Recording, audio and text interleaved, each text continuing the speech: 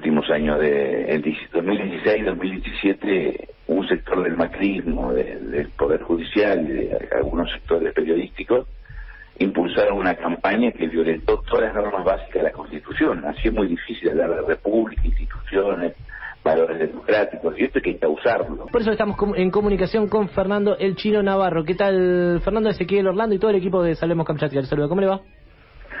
Buen día, ¿cómo estás? Bien, muchísimas gracias por atendernos. Un gusto. Lo primero que le quería consultar es cómo resultó la reunión de ayer. ¿Cree que fue fructuosa, que dio buenos resultados este primer encuentro? Sí, por supuesto, siempre una reunión donde se comienza a trabajar, a hablar de trabajo, de producción, de reactivación es positivo. Obviamente es el comienzo de una serie de reuniones y de trabajo que se van a desarrollar desde el gobierno. Es la continuidad, porque se sigue trabajando en este tema para buscar la forma, en el marco de la pandemia, de ir generando actividad económica, fortalecerla y prepararnos para el post-pandemia, porque la única forma de reconstruir Argentina es el trabajo y la producción. ¿Hubo algunos comentarios, apoyos de parte del sector empresarial, de parte del sector sindical, sobre, por ejemplo, la negociación que se va a abrir ahora con el Fondo Monetario Internacional, que llega hoy la delegación? Por supuesto que todos los sectores ligados al trabajo y a la producción van a apoyar una negociación que no comprometa aún más la situación económico-social de la Argentina. Sabemos que tenemos que afrontar la negociación con el fondo. El gobierno ya lo planteó y lo logró exitosamente con la negociación con los acreedores externos. Negociar sin comprometer ni el trabajo ni la situación social futura de los argentinos. Por eso la negociación con el fondo va a tener esa característica, y todos los sectores, más allá del posicionamiento económico político, en ellos lo comparten. Nosotros no podemos seguir hundiendo la economía argentina en una negociación que comprometa nuestro futuro. Tiene que estar ligada al trabajo, a la producción, a la reactivación. Sí, no, por supuesto, digamos... que esto es fácil plantearlo, después el fondo viene con sus planteos, claro, propuestas, y va a ser una negociación compleja, pero ya el gobierno pudo marcar este principio con los acreedores externos y lo va a ratificar con el Fondo Monetario. Claro, a eso iba, porque justamente con los acreedores externos hubo un apoyo unánime. El gobierno nacional consiguió, de hecho, más del 90%. Fue inédita el apoyo que consiguió de parte de los bonistas. Por eso preguntaba, ¿no? Teniendo ese aprendizaje detrás, cuál iba a ser la postura ante el Fondo Monetario Internacional. Y los indicadores económicos, le están generando cierto aliento a los empresarios, a los sindicatos, porque hay cierta mejoría en algunos, a pesar de este contexto que nos está acompañando desde marzo, que es la pandemia, ¿no? La pandemia derrumbó la economía del mundo. Sí. Muchas veces yo escucho analistas, dirigentes opositores, comentaristas, economistas, que hablan del problema argentino como si la cuarentena fuese el instrumento que derrumbó la economía argentina. Primero, la economía argentina ya estaba derrumbada cuando asumió Alberto Fernández el 10 de diciembre. Nosotros asumimos en el marco de una crisis gravísima, consecuencia de una crisis estructural que Macri agravó considerablemente los últimos 4 años. Es decir, ya estábamos en terapia intensiva y teníamos algunos objetivos. La primera ley que se mandó al Congreso fue una ley de emergencia económico-social, si ustedes recuerdan, buscando la forma de encarar esa emergencia que se encontró Alberto Fernández, y nos encontramos todos, también el pueblo argentino, este nuevo gobierno que asumió desde diciembre. Y posteriormente a la pandemia nos hundió mucho más, porque es como un paciente que tiene enfermedades preexistentes serias y se contagia el virus. Obviamente esa persona corre serios riesgos en su vida. Y la economía argentina ya estaba en terapia intensiva. Cuando llegó la pandemia, obviamente la situación se agravó considerablemente. No obstante esa situación, hoy hay algunos datos que hay que tomarlo con mucha prudencia y responsabilidad, pero sí que podemos decir que parecieran no son positivos. Hay que ver obviamente cómo evolucionan. Un ejemplo es la venta del cemento. La venta del cemento venía aumentando mes a mes, y además aumenta respecto al mismo mes del año pasado. Es un dato que nos alienta y nos marca un camino, pero siempre en el marco de la responsabilidad, la prudencia y apretar los dientes y seguir trabajando, como hacen millones de argentinos, que les ponen el pecho todos los días, mujeres y hombres, a esta pandemia inédita, la más grave de las últimas décadas, de la historia de los últimos en el último siglo y que estamos afrontando con muchas dificultades, pero con el esfuerzo de no quedar en el camino. Y aquellos que quedan en el camino, porque hay personas que cierran sus negocios, sus empresas, o pierden su trabajo, el gobierno las lamenta y también está haciendo todo un trabajo para cuando salgamos de la pandemia, es una política agresiva para reactivar el trabajo y la producción, y a buscar a las personas, ponerlas de pie juntos, volver a trabajar.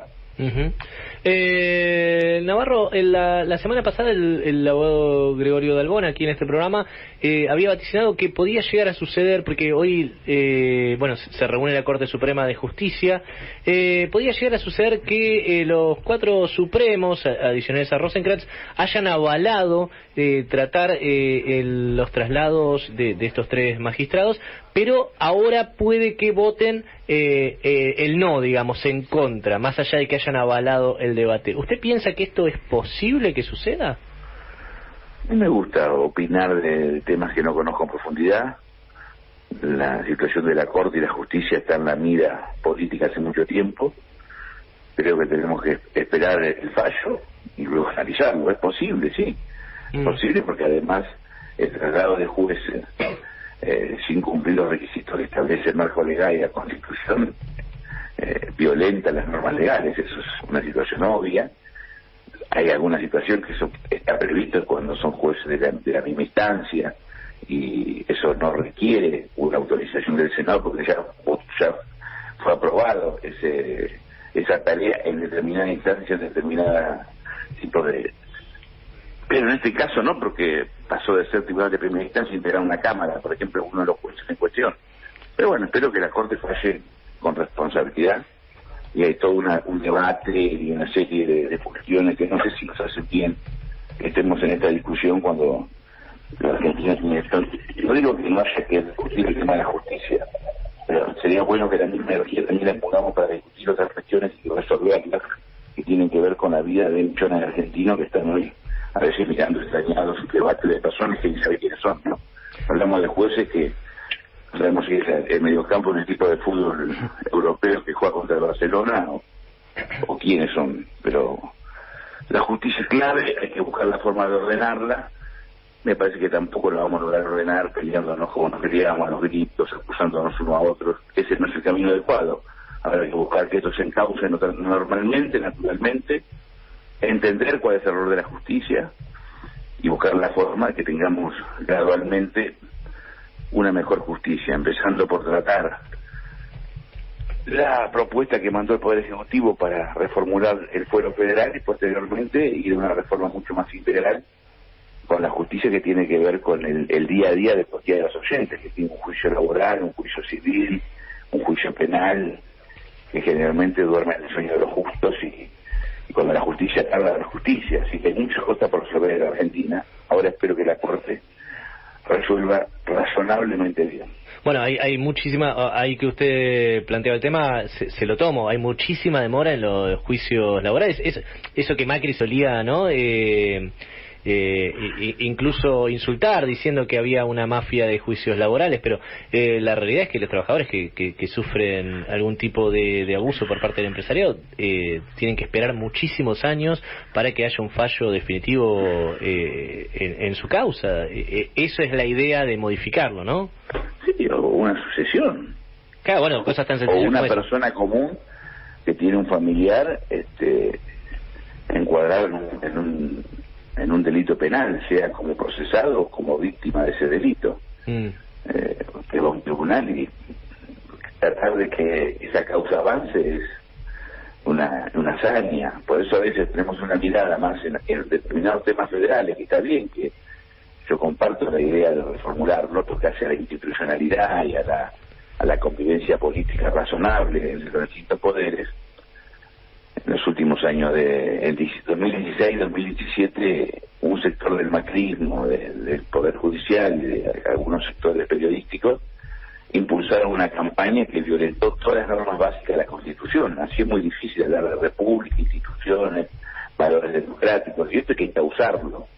Pero me da la impresión que a veces cuando nos enojamos en el debate nos alejamos del objetivo, más allá de que cada uno pone sus razones, y cuando más gritamos menos nos escuchamos. Por eso espero que, volviendo a la pregunta original, la Corte falle acorde a derecho y buscando la forma de aportar a la tranquilidad que requiere una sociedad que está afrontando una pandemia. Obviamente que hay una crisis política, eso es innegable, pasa en el mundo. A veces me parece que perdemos perspectiva de lo que está pasando en el mundo, que no es un tema local, no es un tema de los argentinos, sino de una crisis que atraviesa horizontal y verticalmente todo el planeta.